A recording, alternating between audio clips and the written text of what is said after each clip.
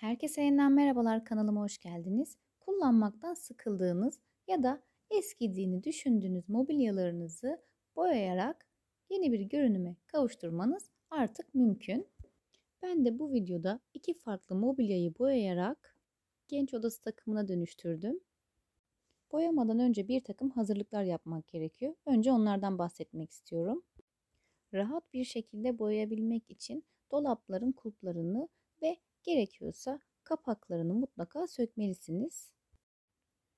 Ben sadece şifonyerin kapaklarını söktüm. Gardırobun kapaklarını sökme gereği duymadım. Mobilyaları tozdan ve kirden iyice arındırdım. Tüm hazırlıklar bittiğine göre artık boyamaya geçebilirim. Aquacool Trend Mac Paint pastel mavi rengini tercih ettim. Boyamı kullanmadan önce iyice çalkaladım. Bir miktar boya teknesini boşalttım. Kadife rulo fırçama bolca boya yükledim. Ruloyu boya teknesinin çıkıntılı kısmında ileri geri hareket ettirerek boyanın her yerine eşit şekilde dağılmasını sağladım. Uygulama yaparken de ruloyu ileri geri hareket ettirdim ve boyayı zemine eşit bir şekilde dağıttım. Mac Paint boyalar kullanıma hazır bir şekilde üretiliyor.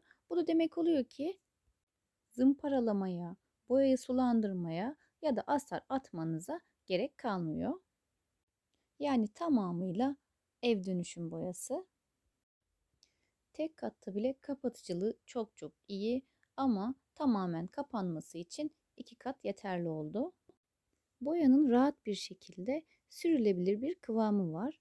Özellikle büyük zeminlerde kadife uçlu bir rulo fırça tercih ederseniz uygulamanız kolaylaşacaktır.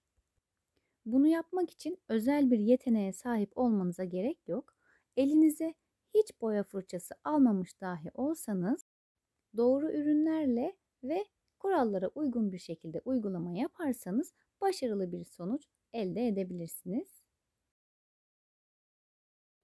Rulonun ulaşamadığı yerleri, yani köşelerden ve küçük alanlardan bahsediyorum. Buraları fırçayla boyadım.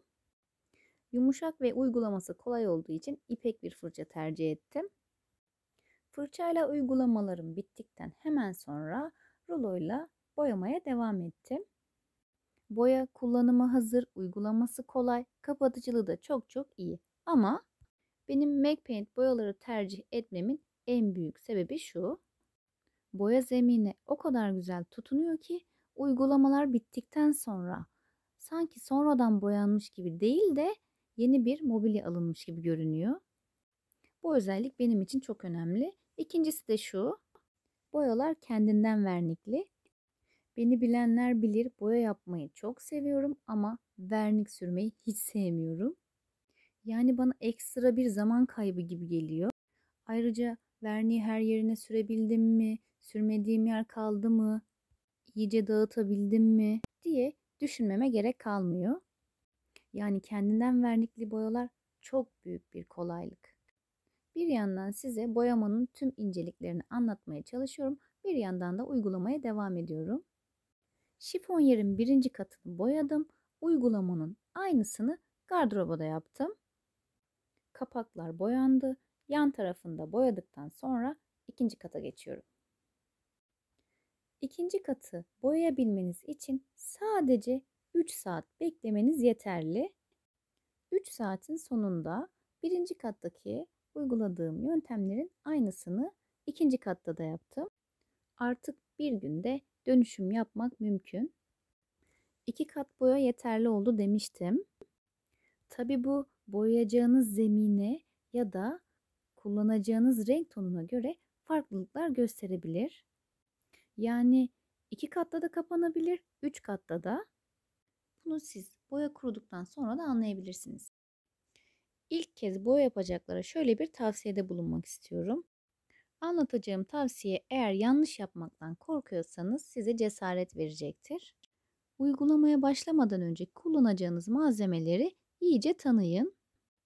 Tanıyın derken şunu demek istiyorum: boyalarınıza, rulolarınıza veya fırçalarınıza kullanacağınız her ne malzemesi varsa elinizin iyice alışabilmesi için başka bir zeminde deneme yapın.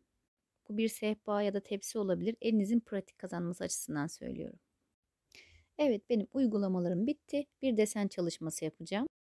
Bunun içinse Aquacool Trend antik beyaz rengini tercih ettim. Yine ekstra bir işlem yapmıyorum. Boyanın hazırlanması için sadece çalkalamak yeterli. Stencil çalışması yapacağım için boyayı azar azar kullandım. Uygulayacağım desen bu. Önce deseni zemine yerleştirip hareket etmemesi için kağıt bantla bantladım. Deseni düzgün bir şekilde çıkarmak istiyorsanız bu kısım önemli. Dik zeminlere uygulama yapmak düz zeminlere göre biraz daha zor. O yüzden deseni sağlam bir şekilde sabitlemelisiniz. Yine rulo fırça kullandım ama bu sefer ruloya çok az miktarda boya alıp iyice yedirdim. Bunu yapmamın sebebi şu: fazla boyanın desenden dışarıya taşarak bulaşmasını önlemek için. Uygulama yaparken rulonuzu çok fazla bastırmayın. Aksi takdirde fazla boya akabilir ve çalışmanızı bozabilir. Uygulama bittikten sonra da kurumasını beklemeden deseninizi hemen kaldırın ve diğer aşamaya geçin. Desenleri üst üste veya alt alta devam ettirebilmek için uygulama yaptığınız desenin bittiği yerle şablonunuzun başladığı deseni üst üste getirin. Bu şekilde uygulama yaparsanız desenler arasında bir bütünlük oluşacak. Boyadığım mobilyaların temizliğinden de bahsetmek istiyorum. Öncelikle boyanın zemine tamamen tutunması ve kemikleşmesi için bir hafta temizlik yapmıyoruz. Bir haftanın sonunda eğer gerekiyorsa nemli bir bezle silmeniz yeterli. Çünkü bu boyalar leke tutmuyor. Daha önce bir çay kahve sehpasına uygulama yapmıştım. Yeri geldi sıcak bardak koyuldu, yeri geldi çay döküldü. Hatta dökülen çay kurudu ve sadece nemli bir bezle temizlemek yeterli oldu. Hiçbir şekilde leke kalmadı. Büyük mobilyalara uygulama yaparken daha fazla emek veriyorsunuz ve emeğinizin karşılığını almak istiyorsunuz. Daha önce de bahsettiğim gibi doğru malzemeleri kullanarak ve kurallara uygun bir şekilde uygulama yaparsanız emeğinizi koruma altına almış olursunuz. Şifonyerin deseni tamamlandı. Aynı deseni gardırobun sadece orta kapağına uyguladım. Bir genç odası oluşturuyorum demiştim. Boya su bazlı ve kokusuz olduğu için kapalı alanlarda dahi rahatlıkla uygulama yapabilirsiniz. İnsana ve doğaya kesinlikle zarar vermez. Evet, benim uygulamalarım bitti. Kapaklar ve kulplar takıldı. Öncesini hatırlayalım ve dolaplar nasıl bir evrim geçirmiş bütün bir şekilde görelim. Düşüncelerinizi çok merak ediyorum. O yüzden yorumlarınızı bekliyorum. Eğer siz de böyle dönüşümler yapmak isterseniz seve seve yardımcı olurum. Bu videoda da eski, demode ve iki farklı mobilyayı boyayarak çok şık bir genç odası takımına dönüştürdüm. Aklınıza takılan sorular varsa yorum kısmından sorabilirsiniz. Bugünlük de benden bu kadar. Videoyu beğendiyseniz eğer beğen butonuna basmayı, kanalıma abone olmayı ve yanındaki zil işaretine tıklayarak bildirimleri açmayı unutmayın. Bir sonraki videolarda görüşmek üzere. Kendinize çok iyi bakın. Hoşça kalın.